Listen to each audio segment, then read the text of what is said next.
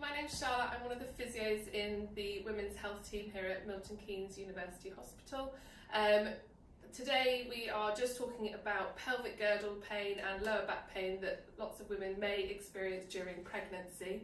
That within our team there are lots of specialist physios who are able to try and treat your symptoms, and we can look at trying to help you through your stages of pregnancy.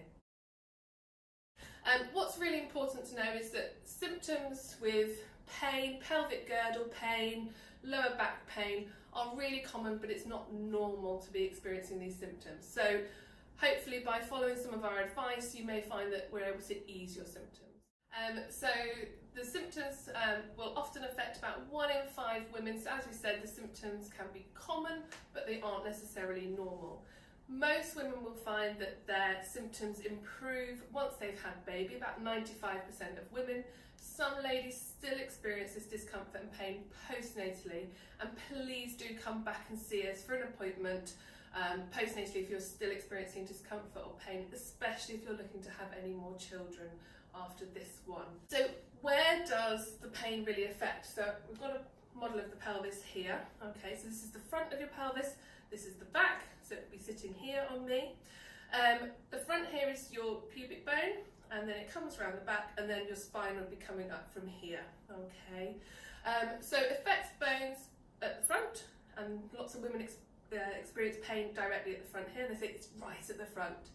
Then they may experience pain in the lower back or even a little bit higher up. It can be affecting around the hips, and then what we call the sacroiliac joints, which is in here. And then you can also get some referred pain to your inner thighs, so just down in this area there. Your symptoms may be experienced in one or kind of a couple of these different areas. However, that may not be directly where your pain is coming from. Okay. So the different symptoms that we experience. So pelvic girdle pain is what we will call generally some of the symptoms around this pelvis, because this is your pelvic girdle, and you may have difficulty with walking. Okay, you may have difficulty with standing on one leg, turning over in bed. You may find that you experience a bit of a clicking or grinding pain, especially at the front here, as you're moving, as you're doing things from side to side, as you're walking. You may have pain with intercourse, and you may find that you're unable to do some of your things for as long as you used to, like sitting, standing or walking. Lower back pain, some of the symptoms are very similar, but they do differ ever so slightly. So tend to find that you have pain with prolonged positions, so prolonged sitting, prolonged standing can be quite uncomfortable.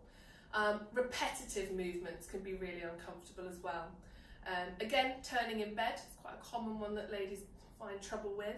And with the lower back pain, you may find that you get symptoms referred down into your foot, or some sensory changes in your leg. You might experience a little bit of numbness or tingling. Again, you'll probably find that you can't do things for as long, so you can't sit, stand or walk for as long as you used to be able to. And lastly, one of the other causes I mentioned just briefly earlier was asymmetry. So where one side tends to move more than the other, or one side feels very stiff. Can be because of that you may have fallen down the stairs or fallen over, especially like cats or toddlers or toys left on the floor tend to be quite common things. If you've stepped but you've missed the curve and you've stepped down, that can often be kind of cause a bit of a jarring effect and can cause some asymmetry. Or sporting injuries, quite common, tend to be skiing, horse riding incidents. You may find that if you have some asymmetry that you get symptoms much more on one side than the other, or you get some symptoms that come down the back of your leg just to above the knee. They're quite common areas that you may experience discomfort or pain, and that may be more likely due to the asymmetry. Again, there are things that we can do about that through exercise, a little bit of manual therapy, and we'll talk about those a little bit later on. I'm just going to talk about some of the causes and reasons why we might start to experience some of this pelvic girdle lower back pain. So big one is posture. It's very normal that the spine should have a couple of curves within it. These can just be a little bit exaggerated during pregnancy. So as our bumps start to grow, our centre of gravity shifts forwards. Rather than sitting within the middle of us, it comes forwards. So we start to get an exaggeration exaggeration of the curve at the lower back. You can get quite a bit of stiffness in this lower section here. Lots of ladies will start to feel that they want to hold their hands there to support. They find this becomes really quite uncomfortable.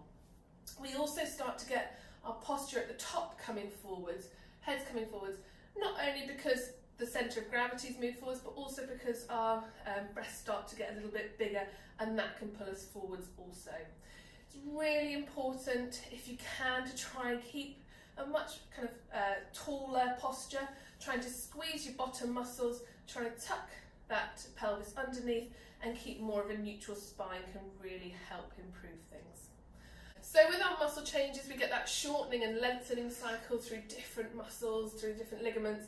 And if we're starting to move and change the way we do things, so we're moving things more what we call asymmetrically, so not in one nice pattern, we're starting to move one side more than the other, then what can happen is that we start to get shortening, lengthening of different sides, and that can be a cause of pain or discomfort for you.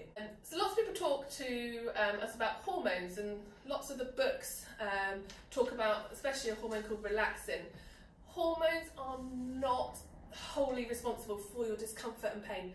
Sometimes they'll play a part, especially if you have an underlying condition, if you've got something like hypermobility syndrome. Relaxin and some of your progesterone will probably increase the stretch and the extensibility of your structures, of your ligaments and muscles.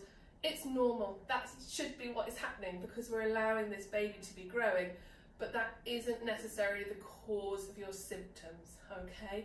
We need to work with that. Doing lots of exercise can really help improve those symptoms. The other thing that some ladies are a bit concerned about is weight gain. Again, normal, because we're growing a baby. The joints are going to have to put up with that extra weight. Our joints are carrying extra weight, extra pressure.